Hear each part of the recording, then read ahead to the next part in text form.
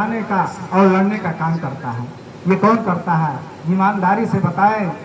लोग तो अवसर पे आते हैं और चले जाते हैं, लेकिन संगठन ये ऐसा है किसान यूनियन का, जो दिन रात निस्वार्थ, बिना किसी भेदभाव के, बिना किसी स्वार्थ के अपना सब कुछ, समय, धन, हर चीज दे करके हमारी और आपकी लड़ाई लड़ते हैं। और दुर्भाग्य इस बात का है कि जो हमारे अपने किसान भाई हैं वो अपने पंचायतों में बैठना पसंद नहीं करते हैं। तो अगर ऐसा नहीं होगा तो हमारे समस्याओं का हल नहीं होगा। यकीन मानिए, ये संख्या अगर दिन प्रतिदिन घटती जाएगी तो हमारी आवाज कैसे वहां तक पहुंचेगी? नहीं पहुंचेगी। मैं आपको एक बात बताऊं, बहुजन के एक नेता थे माननीय काशीराम साहब। उन्होंने कहा था कि अगर सदन में आपकी संख्या ना हो, सदन के अंदर अगर आपकी संख्या ना हो तो कोई बात नहीं, लेकिन सदन के बाहर इतनी संख्या कर दो कि सदन में बैठे हुए लोगों के कानों तक आपकी आवाज जाए। ये क्यों कहते थे? वो इसलिए कहते थे कि अगर आप संगठित होकर के अपनी आवाज उठाने का काम करेंगे तो शासन प्रशासन को मजबूर होकर के आपको आपकी बातों को सुनना पड़ेगा और उस पर विचार करके उसका निवारण करना पड़ेगा। इसलिए संगठित होना बहुत जरूरी है साथियों। अभी हमारे वक्ताओं ने कहा कि हमारा जो मुद्दा है, यहाँ जो पंचायत करने का मेन उद्देश्य था इस चौराहे पे, वो यही था कि इस रोड के अगल बगल जो झाड़ियां हैं उसको लेकर के प्रशासन को अवगत कराएंगे, ताकि आए दिन जो घटनाएं हो रही हैं हमारे और आपके घरों के बीच के नौजवान साथी, बुजुर्ग, तमाम लोग उस जो घटना के शिकार हो रहे हैं, उस घटनाओं को रोकने के लिए सोचिए कितनी अच्छी सोच है। इस रोड से कई हजार लोग पर डे गुजरते हैं और घटनाएं, कोई दिन नहीं बीतता है जिस दिन ये घटनाएं ना घटे। दुर्भाग्य इस बात का है कि क्या ये जो चीजें जो लोगों को सदनों में उठाना चाहिए, आज हम अपने गांव में उठा रहे हैं, अपने मोहल्ले में उठा रहे हैं। इससे बड़ा और क्या दुर्भाग्य हो सकता है? क्यों? क्योंकि मैंने पहले भी कहा कि जो स्वार्थी लोग होंगे वो आएंगे अवसर पे और समाज को ठग लेंगे, चले जाएंगे। लेकिन ये किसान यूनियन एक ऐसा मंच है जहां हमेशा हर तहसीलों में, हर इलाकों में, हर जिले के हर क्षेत्र में ये समाज की और जनता की आवाज उठाने का काम करते हैं। तो हमारा और आपका दायित्व बनता है कि ईमानदारी से इनका साथ दें। अरे भाई, अगर एक दिन आपके ब्लॉक में कोई सभा हो, 1 घंटे 2 घंटे अगर हम नहीं दे सकते हैं तो इससे बड़ा दुर्भाग्य और क्या हो सकता है कि हमारे लोग अपने लोगों की बात ना सुने, और जब सुनेंगे नहीं तो उसका निवारण कैसे होगा?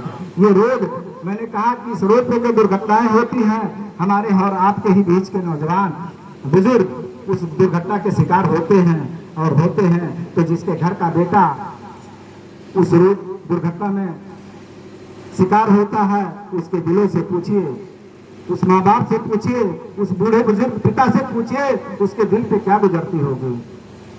लेकिन नहीं, अगर हमारे किसान यूनियन के लोग इस आवाज को उठा रहे हैं तो हमें और आपका दायित्व बनता है कि हम और आप उसमें ज्यादा से ज्यादा हिस्सेदारी लें।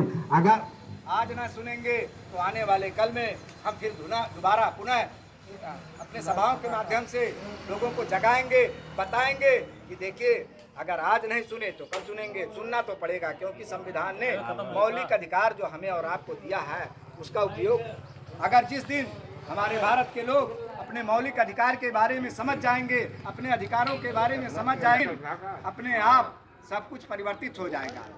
यह बड़ी विडंबना है कि हमारे जो जिस क्षेत्र में ये कार्यक्रम रखा गया है, देखिए इस सभा में जितने भी साथी उपस्थित हैं, इंटरनल या एक्सटर्नल सभी लोग किसान हैं।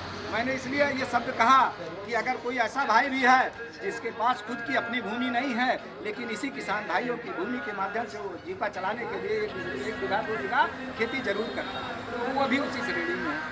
तो समस्याएं तो सबकी हैं, लेकिन अफसोस इस बात का है कि जो बड़े लोग हैं, जो संपन्न लोग हैं, उन्हें हमारे और आपके दुखों, हमारी पीड़ा से उन्हें कोई मतलब नहीं। उन्हें तो अपने ऐशो आराम, अपने महलों का सुख सुविधा से ही मतलब है, हमारी आपकी पीड़ा से नहीं मतलब है। लेकिन कोई बात नहीं, हमें और आपको इस चीज़ों से विचलित नहीं होना है।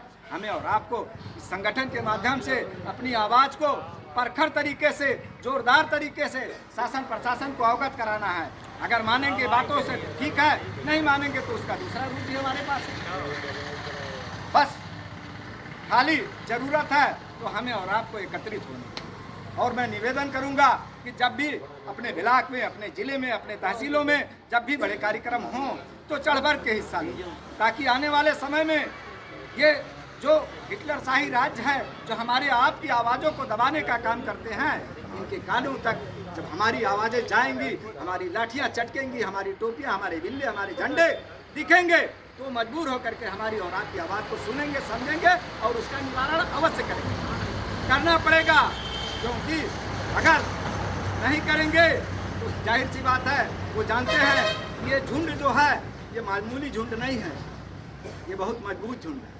और इस झुंड का भारत जब से देश आज़ाद हुआ और जब तक रहेगा, अभी तक आप लोगों ने देखा होगा वर्तमान सरकार के खिलाफ हम लोगों की आवाज़ जिस तरीके से पहुंची है, आज़ादी से आज तक किसी ने उस तरीके से पहुंचाया नहीं था। सरकार को अगर घुटने टेके, सरकार अगर हमारे आपके किसान भाइयों के पैरों के नीचे घुटने टेकी तो ये किसान यूनियन की देन है, ये बात छुपी नहीं है, ये कोरी सच्चाई है। इतना बड़ा आंदोलन हुआ, आज तक तमाम आंदोलन हुआ, लेकिन सरकारों के कानों में जू नहीं रहेंगे। लेकिन एक किसान यूनियन का एक ऐसा आंदोलन हुआ जिसमें सरकार को मजबूर होकर के, भले उस लड़ाई में देखिए कुछ पाने के लिए कुछ खोना पड़ता है। हमारे तमाम भाई, हमारे तमाम साथी, हमारे तमाम जिम्मेदार लोग शहीद भी हुए, तमाम ऐसी यातनाएं झेली, लेकिन नहीं, हमारे लोग अपने विश्वास के साथ, ईमानदारी के साथ जुड़े रहे और नतीजा रहा कि सरकार को मजबूरन झुकना पड़ा। तो मैं आप लोगों से निवेदन करूंगा, अभी तमाम वक्ता साथी हैं हम लोगों के बीच में आएंगे, अपनी बात रखेंगे। बस मेरा आप सबसे यही निवेदन है कि ये अपनी खुद की हमारी लड़ाई है। अगर इस लड़ाई को वास्तव में जन्मीन तरीके से लड़ना चाहते हो तो सहयोग के रूप में कुछ ना दीजिए, लेकिन अपना मूल्यवान 1 घंटा 2 घंटा समय जरूर दीजिए। और जब आएंगे तभी ये समस्याओं का समाधान किया जा सकता है। तो मैं अपनी वाणी को विराम दूंगा। जय जवान, जय किसान, भारतीय संविधान जिंदाबाद।